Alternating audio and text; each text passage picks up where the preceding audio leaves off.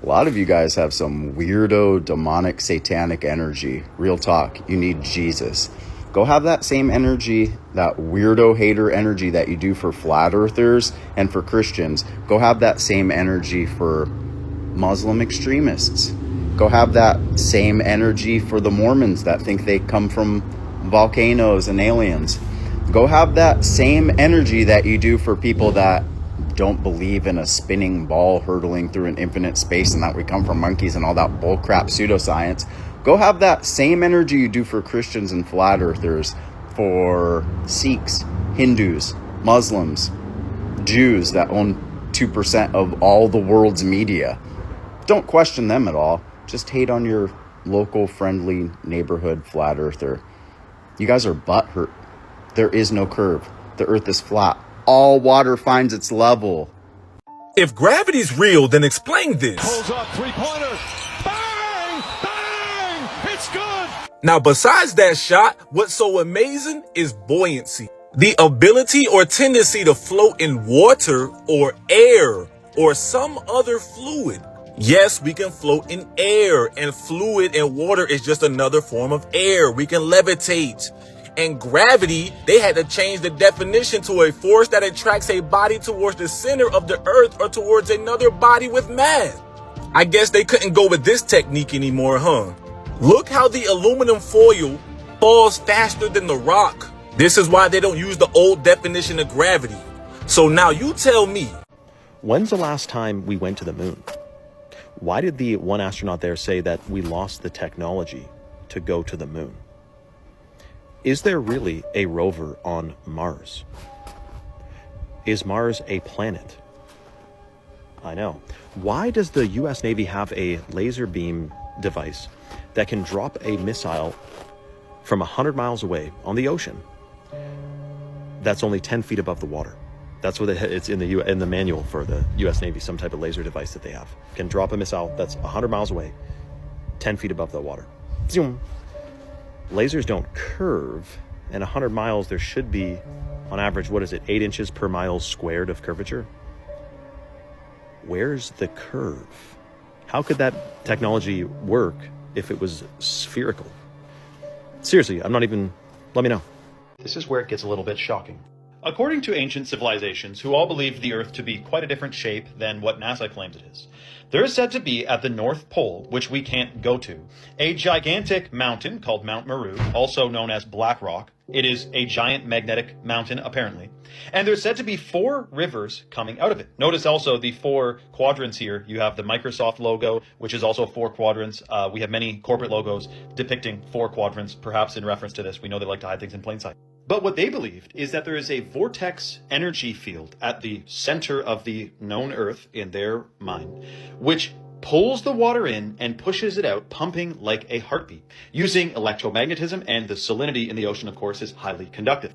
And what adds credence to this, some of the roughest oceans in the world are closest to the North Pole, where the source of this pulling and pushing force would be, like the Bering Sea, which is the most violent sea there is. Lastly, I will say, Nikola Tesla believed gravity to be a shaky theory at best, and he believed the world ran on electromagnetism and relativity, not gravity. Are you Michael Smith? Yeah. Are you aware of that there's a rumor on the internet that people are saying? Yeah, it's not me, obviously. I mean, anybody that looks at my background, looks where I was born, it's not me. So the gentleman who took this video apparently tracked down Michael Smith to ask him what his thoughts were in regards to the fact that he not only looks like the Challenger astronaut, but has the exact same name. I mean, it's interesting that the Michael J. Smith that was the astronaut looks something like me when we were younger, but really not. Yeah, you just sure look alike. It's the same I know the facial thing, but that's what we looked like, 40 years ago? Mm-hmm. Yeah. Okay. Yeah. Well, thank you. Yeah. I mean, come on, what are the odds that the 3 on the top have an identical doppelganger living to this day that has their exact same name? And that these 2 on the bottom apparently have an identical twin that doesn't have any birth records? And this is apparently live footage of immediately after the Challenger exploded. They went to zoom in on the parents of one of the astronauts and look at their faces. It doesn't really communicate a grief. I mean, you could say in shock, but he's smiling. I mean, what is your interpretation of how their reactions are here? And we're supposed to believe that 3 people from one spaceflight have exact lookalikes that have the same age and same exact names. Sir, Mr. I'm going to Scobie have not only to. has. I'm going to have to Sir, stop. this is a public comment. I know what it is, sir. I'm very familiar with the public comment. Will you let me finish for at least No, 10 sir. seconds? You're finished. Thank you. You just violated the... Okay. Star trails on a flat Earth. On a globe, the only place you can be to film what I'm filming right here. See, I'm seeing Polaris right there. I can film it, and all the stars are making a perfect circle around that. If I was down here, you'd even see it even better. See, I can put it anywhere I want. As long as you can see Polaris, star trails can be made on a flat, stationary Earth. But on a globe, as you saw in my other demonstration, if the camera's in motion, we don't have star trails. So I can be right over here.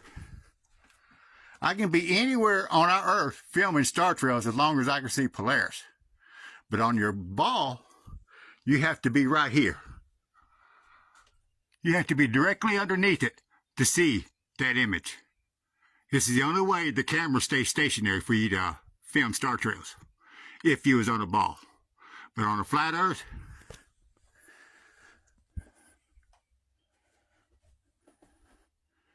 you can film them over here. As long as you can see Polaris, the stars will make a perfect circle around them. This is a flat Earth demonstration.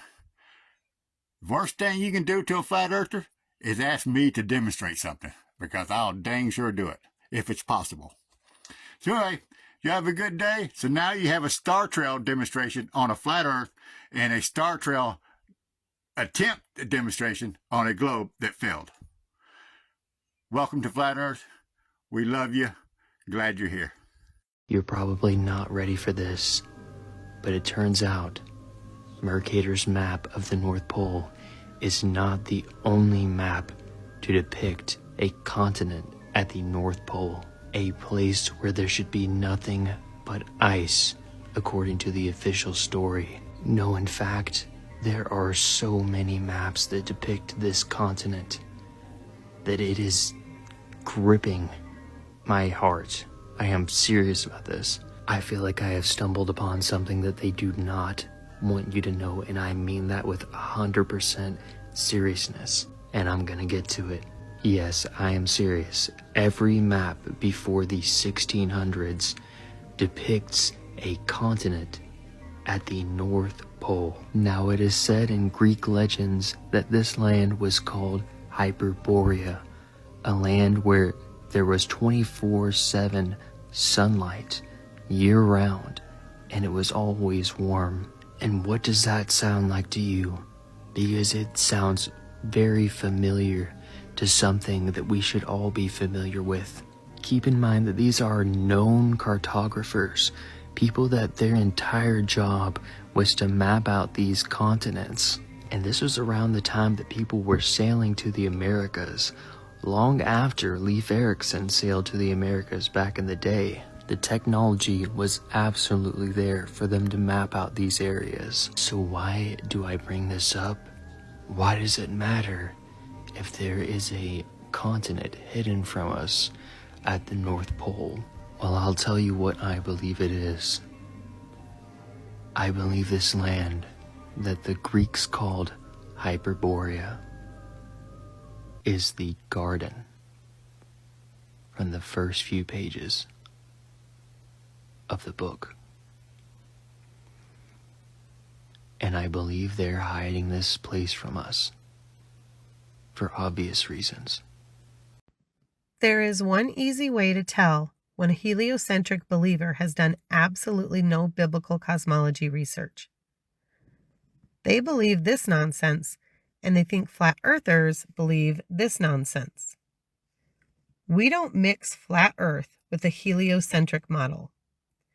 Here's the correct biblical cosmology of our earth. This is what we believe. One of these things is not like the other. Hey, so this one was done in 1892.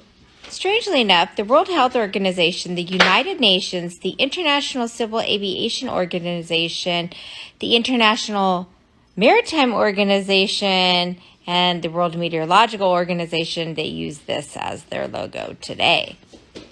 Just like this thing. But let's zoom in on this real quick. It says 1926 right there. November 1st, 1926. Stationary Earth. Guess where this is found? So this was actually, you can find this in the Library of Congress. You can find this at Yale University. If you type in the Gleason's map, you must type in Yale University after that in order to be brought to the exact place to find this, because you need the indicator markers on this. Look how much it looks just like a clock. Maybe, just maybe, because that's how God built this earth. And it's not like this. One of these things is not like the other. Hey, do you guys know that the guy who was in charge of doing the blue marble, his name is Robert Simmons. Did you know that he said that the hardest part was wrapping the flat map around a ball? Do you want to see? Here, let me go show you.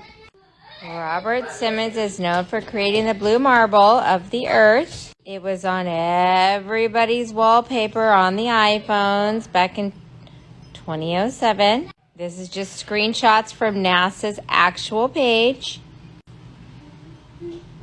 I circled down here, that's nasa.gov, and right as it say right here, then we wrap the flat map around a ball.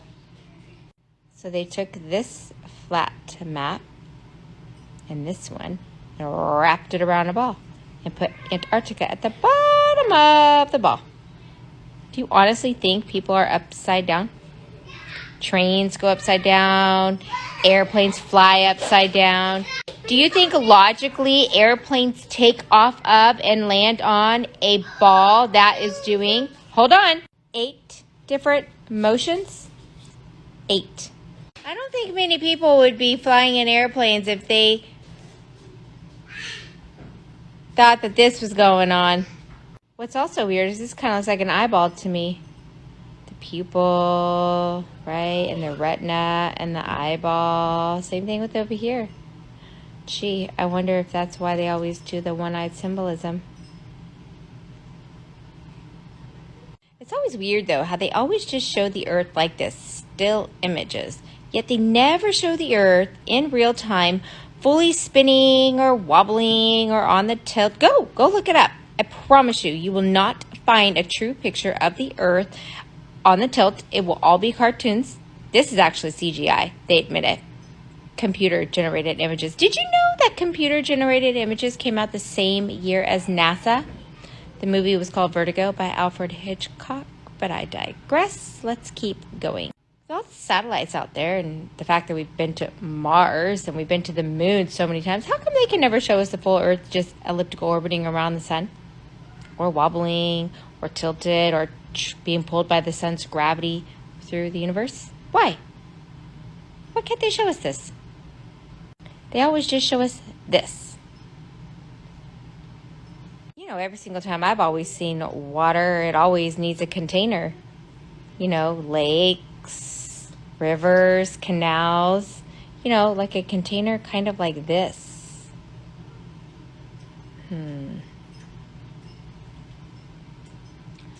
Or even like this. One of these things is not like the other. Do you know how fast the elliptical orbit is? 66,600 miles per hour. That's on top of the spin, the 1,000 mile per hour spin. Yeah. And do you know that the elliptical orbit means it's an ellipse, which means it speeds up and slows down? So if you can imagine something is going 66,600 miles per hour and it slows down even 1 mile per hour, it would liquefy everything. Yet all trees grow straight up. It's weird how we have a vacuum of space that's just sucking us through. Yeah, we're allowed to keep our air to breathe. Gnats can fly freely. Birds can fly freely. Butterflies. Ladybugs. Heck, even dust flies freely. The clouds don't get sucked right off the earth. But Jennifer, there's a pendulum. You can see it in the museum. Oh, you mean the government-ran museum? With the pendulum that's hooked to a pivot that's hooked to the ceiling? Think about it.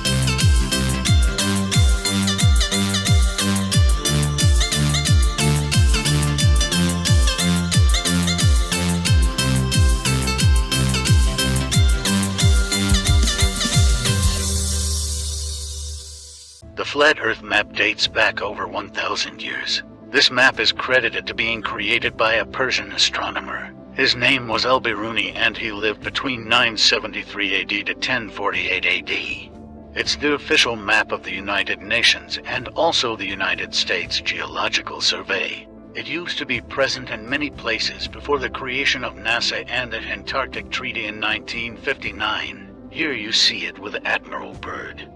This map has been restored by Dmitry from Russia with suggestions of mine, Idia Lenkar. Known by my YouTube channel Flat Earth Banjo, I asked Dmitry to include the Bermuda Triangle and Point Nemo, a place deep in the Pacific where NASA buries rockets.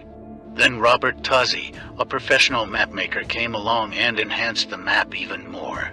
There are many people now selling this map online, but if you could order it from my online store, I would greatly appreciate it. Visit my online store now and order one of the items. I humbly thank you.